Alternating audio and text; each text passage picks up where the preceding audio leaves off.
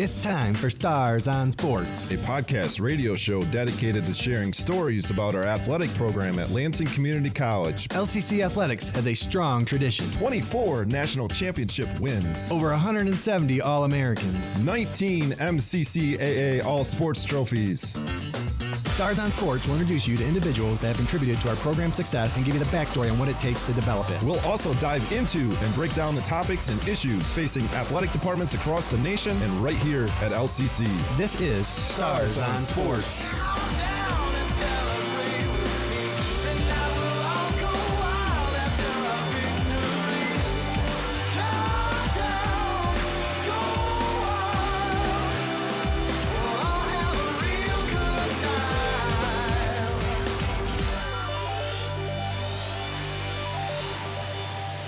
Hello and welcome to another episode of Stars on Sports. I'm joined by our Assistant Athletic Director, Stephen Cutter, and our producer, Jeremy Robinson. Hey. And today, gentlemen, we're going to be talking about traditions. And in sports, traditions are a big part of our culture, of our contests, events, and just life in general. And I'm sure you have a thought that comes to your mind when you think of traditions, and it's a pretty important part of sports. Even here at LCC, whether it's things we just like do on a regular basis because we've always done in sport, such as the national anthem, as Jerry and I were talking about before. We've talked about the post-game handshake on podcasts before, and there's some symbolism and that we'll dig into a little bit with even that tradition in sports and how some sports do it differently. Music has become a big part of sports traditions, but it's one of it's I think it relates because it's how it brings the whole team community together. It's that I think the main important behind a tradition is that team's identifier, that team, their tradition, it's their bond. And bond was the key word I saw when I was researching the history of sport traditions. It creates a bond among that team. And now as sports has such a big following, it's not just the team, it's the people that follow that team or the rivalry of that team, like or dislike that tradition, mock it or find one of their own to up it. So any initial thoughts on, in baseball, there's a lot of take me out to the ball game in the seventh inning stretch. Harry Carey. That's one of the top traditions in sports history, according to most. It was always interesting too because I was able to be a part of a few of those seventh inning stretches, and the Cubs a lot of times were not a very solid baseball team, but you saw the whole, everybody come together that was at the field for the seventh inning stretch and take me out to the ball game. And so I think those traditions are kind of unique to each their own, but I think in general we all have traditions, and we have family traditions like Thanksgiving, and and then the sports ties into Thanksgiving because there's always football on Thanksgiving. That's a big one, tradition. Thanksgiving football. There's another tradition that kind of ties into that. So I think just in general as people we enjoy the traditions, and you're right, it does bring people together, whether it's with family or with sports.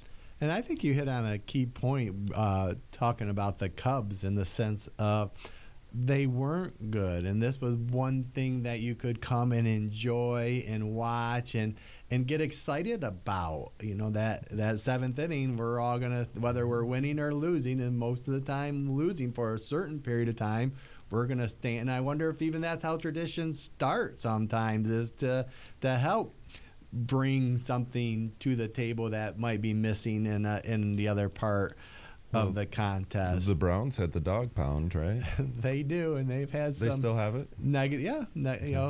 Hard to have a Browns mascot, so they have a dog as a mascot. But, yeah, as a Cleveland sports fan, that's, Brown Backer Dog Club. You know, you're related as being a part of that dog pound, and you know, and other teams have followed suit. There's many dog pounds out there now.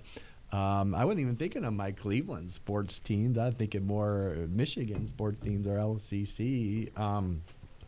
I think Michigan has one of the ones in college football where they run out and touch the banner.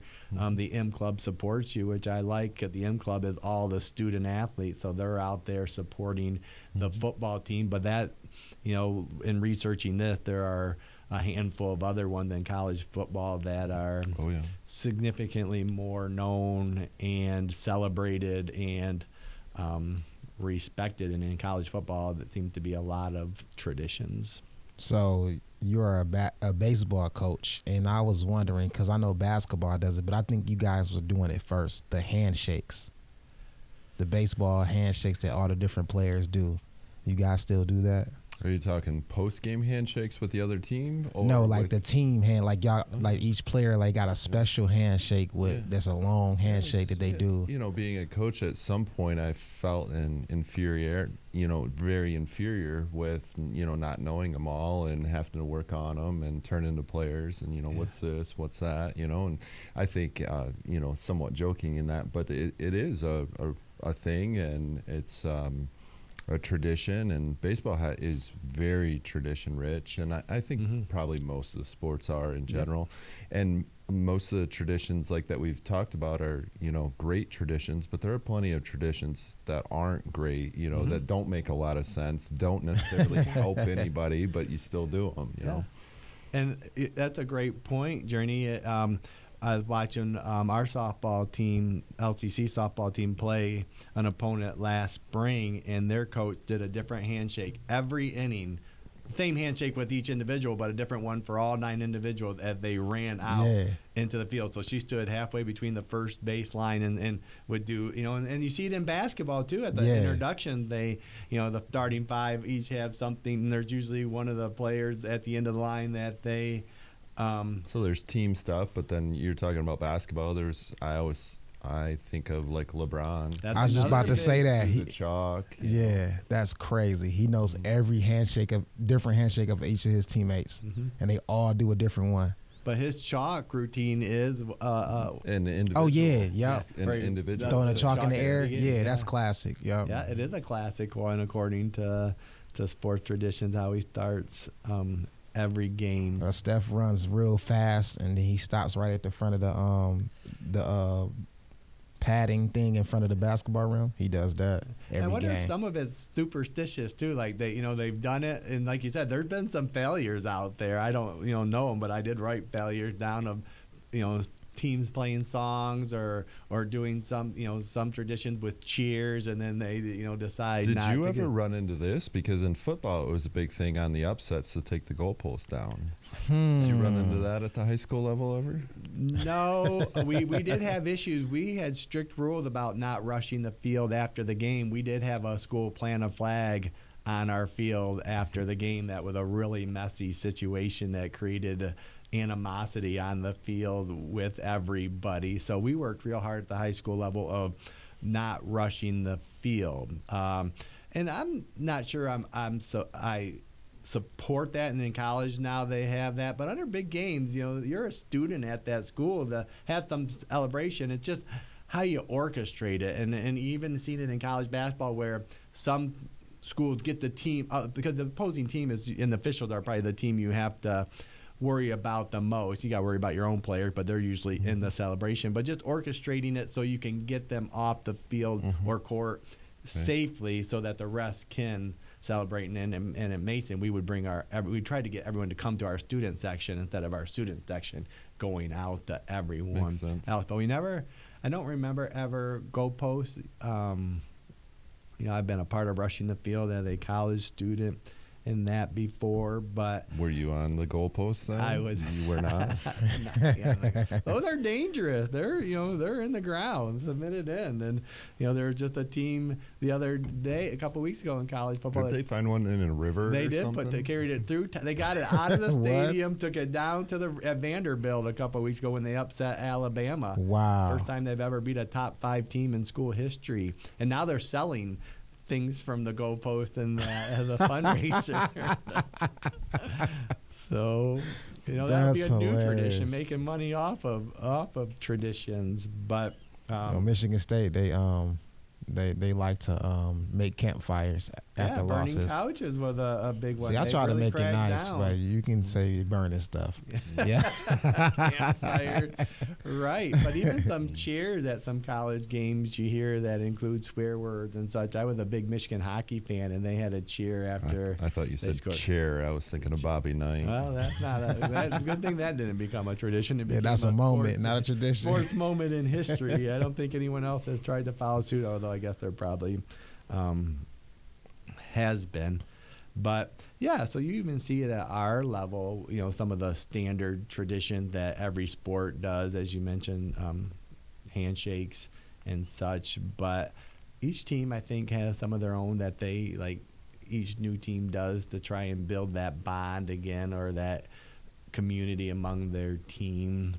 Is that something that more player led, you think, or do you think some coaches try to? Well, I think it's probably a mixture of both. I know that we had a home run tradition. That's the one for I wanted to remember, Stars, actually. Yeah, and right. basically just canceled it this season. So it's just one of those things like that you need to rewire stuff at times, and that's what I mean. Like some traditions are fine for a little bit, but I think what makes the great traditions is the longevity piece. Okay. Yeah, and there had been some long ones. I mean, they talk about, like the Ohio State started dotting their I in 1936, and their last home game, their band bells out Ohio, and a tuba player gets the dot the I, and that's like one of the biggest honors and tradition in their band. It was a trumpet player in 1936, but now it's one of their biggest traditions. That's pretty cool. Even Michigan now, which I like, they sing Mr. Brightside at the end of the third quarter, and 100,000 people singing a song is pretty cool. That is a very famous college song. Is it? Yeah, when I DJ'd at Michigan State, they used to love that song. So I didn't know much of it, and Michigan just played it on a whim probably about 5-6 years ago, and it went over so well they started playing it every week. Wisconsin has Jump Around. Virginia Tech has Enter Sandman. Oh, wow. So there's a couple other ones out there where singing a song at the stadium is a big part. It really started even with traditions, how mascots and school colors became part of integrated in sports, were, building that identity and, getting a tradition going, which it's huge for us. I mean, we identify with our royal blue and gray and our mascot of the Stars, and that's not, you don't see that. I mean, companies are starting to, or not starting. They do have logos and brand colors, but I would think that really started in athletics over time. I think traditions are just a natural human behavior thing, and without going like super deep into the psychology piece of it, we enjoy traditions and the same stuff. I'm sitting in my chair today for Stars on Sports, and I'm 6 inches to the right, and it's different for me. We think about other traditions, think about what do you think about for Thanksgiving? Mm-hmm. What do you eat? Mm-hmm. That's our question at the end of the podcast. No. So we're very tradition based, routine, and it feeds into that routine and makes a large difference. And then when you see more people get behind it and say, hey, this matters to me too, then there's that piece of unity.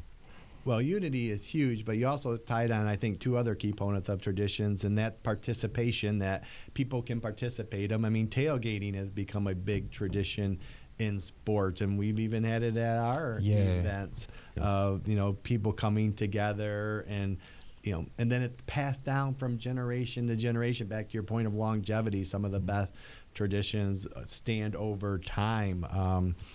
Again, the Steelers and the Terrible Towel, or in the English Premier League, they do these chants and sing songs of the whole stadium throughout the game, and that started in 1963. So, but now they do it every game. That's 60 years later. So I think it is about participation. I think it is about sending it down from generation to generation. Even as you talk about on your team, that's one thing that connects the new student athletes with the current ones is teaching them those traditions or bringing them into those traditions. It does unify your team, and it brings excitement. They're fun. They're usually pretty cool to be a part of. And again, back to, we are a business of routine. That is much, almost not synonymous as tradition, but you could interchange them a little bit, I believe. We've kind of talked about a lot of things that are traditions, but it made me think, as we were talking about this a little bit, college football, Keith Jackson, college basketball, Dick Vitale. Those were big ones. Yeah. So people can really be a large piece of that is tradition. true. It's not necessarily groups, but it's a certain person's tied to a certain thing. Yep, those were two big ones. And, and it's also carried over into every sport, and let's get ready to rumble in boxing, drinking milk after the Indianapolis 500, Okay, the start your green engines jacket. For NASCAR. Oh, Right? yeah, that's a good one. Start your engines was another big one. Yep. And it used to be gentlemen start your engines. Now that the sport is diversified, just start your engines. And usually a celebrity from that local area gets the honor of saying that. The green jacket and the Masters. So the ceremonial first pitch at baseball. Yeah, that's games. a good one. Celebrities get to do that. The Lambeau Leap. There's just so many, like you said, that it could be a famous personality. It could be a person that is a part of that sport, and it could be someone you bring into and you make them a part of that sport. So I think the Gatorade shower, The dump, the big Gatorade dumping on the coach. You like that one? Most coaches don't. Now they look out for it because they don't. And now you even see the locker rooms, how they protect them after big wins because of celebrating there. So what y'all feel about the human wave?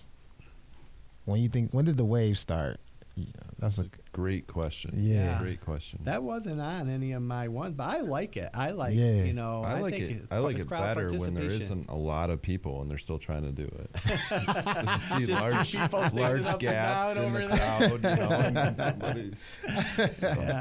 I like great it. effort. At Michigan Stadium, they usually get pretty good at coordinating it, where they do it like normal for a couple of laps, and then they go the other way, and then they do it really fast and really slow, and then they get it going both directions. Yeah, so it's even carried on to more creative, but again, I think it's popular because it's participation. Crowd participating in the event. And you see some people there that don't stand up or just sit. And you're right, it's even funnier when there's only one section doing it and they can't get the other groups to do it, or it keeps going and all of a sudden a big play happens and it just dies right there. Yep. And so but it's part of the event, and that's something we've worked hard to do, is make the event more entertaining, and even harder because the entertainment part, some people are staying home and not watching it on TV. Or I know tailgaters that go and tailgate and watch it at the tailgate and don't even go into the game. With technology and having big TVs there. So I think it's pretty neat because traditions are formed every day. New ones are being formed every day, every year. Some are getting, I'm going to miss that home run jump by our bench. That was a cool one for LCC. We have a lot of really cool pictures from the years of doing that. The dog pile, a huge one for baseball. Oh, wow, yeah. Again, and that's had injuries have happened from that tradition. Of course. Oh, yeah. Yeah, we had in 2017 when they dogpiled, they had one of their players get significantly hurt on the bottom of the pile and was out for the World Series. Crazy. Wow. Yeah, not good. Not a good Dog tradition, but we canceled. still dogpile, and you just try still have and to do it. orchestrate it and make it the best you can. But but it's okay. The maybe transition in other ones and come up with new ones, and some failures. As an AD, you worry about some traditions, even some of the chants that are said. You're like, no, we can't do that one. And even music being played, we've talked about music, how if it's not a great song or it can be a flop. So I like the new like age camera traditions, like the dance cam Yeah. and the kissing cam where they go into the different couples and stuff. That stuff is hilarious. That can go sideways. So too. Oh, it goes can so go sideways. That's what makes it funny. Yeah, the highlights that are out there on social media are usually the ones that did go sideways. Yeah. Or,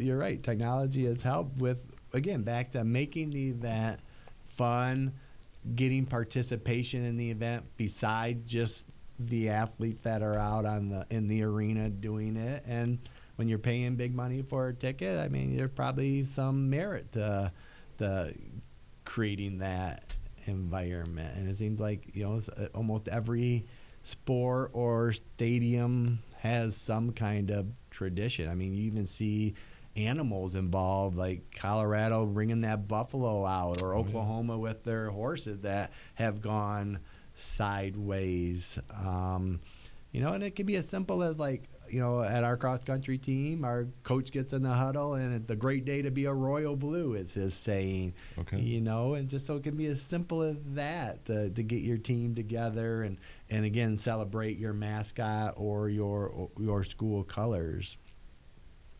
So any favorite traditions from you real quick before we go into one you think of off the top of your head? I think I kind of spilled all of the ones that I had on the top of my head. I got two. Okay, good. All right, so the first one, I think is one of the craziest traditions, the bull run. When the people they release the bulls and everybody start running. I think that's the craziest thing ever. Once again, it's the failure of the right. run over that everybody wants to see. Yeah. But yeah. Second one is when a wrestler ends his career, he leaves his shoes on the middle of the middle of the mat. I seen this because I was watching the Olympics, and this 42-year-old Maijin Lopez won his fifth consecutive gold medal. Fifth consecutive, and he wrestled one last time in this Olympics and won. And then he left his shoes on the mat and then walked away. That's the tradition. And that's pretty cool. How old would you be if you didn't know when your birthday was? That's pretty sweet. Yeah. Yeah. Very cool. Again, and you can relate to it and you can celebrate them. And I've already shared mine too, but I'm going to hit a couple other that we didn't touch on. Even in the sport of swimming, they bleached their hair or shaved their heads right before big meet. That was a big tradition at my previous job from a strong program. The stripe outs you see at some of the games now that are, what they do with fan and shirts and just creating a cool scene in stadiums is, I think, a new thing. I talked about Mr. Brightside, and then the other one is the hockey beards or baseball beards in the postseason. The mullets. Yeah, in the state of Minnesota, when their high school hockey tournament, and high school hockey in Minnesota is one of their biggest sports. The hair pictures that come out are crazy in March, but it's fun and exciting. And again, sometimes we deal with tradition going too far, and it turns into hazing or something, and we don't want to go there because I think traditions are a big part of sport, and they're a big part of all levels at the high school, LCC, college, and pro sports. And it's one of the ways, as we talk about sports bring people together, this might be the number one way that does that. I got one more. All right, this is because good. This brings me joy every time. He didn't do it this year because he's about to get his contract is up, so he wanted to be smart. But Jimmy Butler's media day photos. Okay. Y'all seen any of his media day? I think I have. I don't remember. I'm sure I have. So one year he put fake dreadlocks in his hair. Okay. And then the year before that, he straightened his hair and put black eyeliner, looking like a punk rocker. So he does something crazy for media day. Yeah. So every time they show him on TV and they use the media picture, it looks like this wild dude. But he broke the tradition. He's not doing that anymore. This year, I think because he had to get serious because his contract about to be up, so he wanted to make sure he shows that he can control. Okay. But you hit on a couple of key points of a tradition. He was doing something every year, and it brought you joy. Yeah. It is a unifier. And then some people might not like it, but again, I think that's even where the rivalries things come in, because that, can create a tradition or a different kind of tradition. So, okay, so great stuff on tradition. We might carry that into some other things in the future or dive into that even further because I think it is such an important part. But I got a question for you today. We're going away from food a little bit, so I got these questions that, like, would you kind of. So my question today is, would you rather be the best player on a losing team or the worst player on a winning team? That one's pretty easy from my standpoint. Winning is a lot of fun and is joyful, and losing is the exact opposite of it. So I think it's rather be the worst player on a winning team any day of the week. Okay. What about you, Journey? Man, I'll be the coldest towel boy. I just be like, hey, let's go. Yeah. And I figured that was probably an easy one for us because I have other ones that aren't sports specific, and I agree because being the worst player on a winning team still might mean you're pretty good and you might be the best player, on the other team, but being around winning definitely is a good tradition to. It's a great tradition. And it makes you better too, surrounding yourself with people that are better. Well, that was an easier one. I'll get harder next time, or we'll go back to food or something. But until next time, go Stars. Stars on Sports is recorded live at the WLNZ studios. Engineering and production assistance are provided by Dedalian Lowry and Jeremy Robinson. You can listen to this episode and other episodes of Stars on Sports on demand at lccconnect.org. To find more information about our athletic program, visit lccstars.com. Thanks for listening. Go Stars!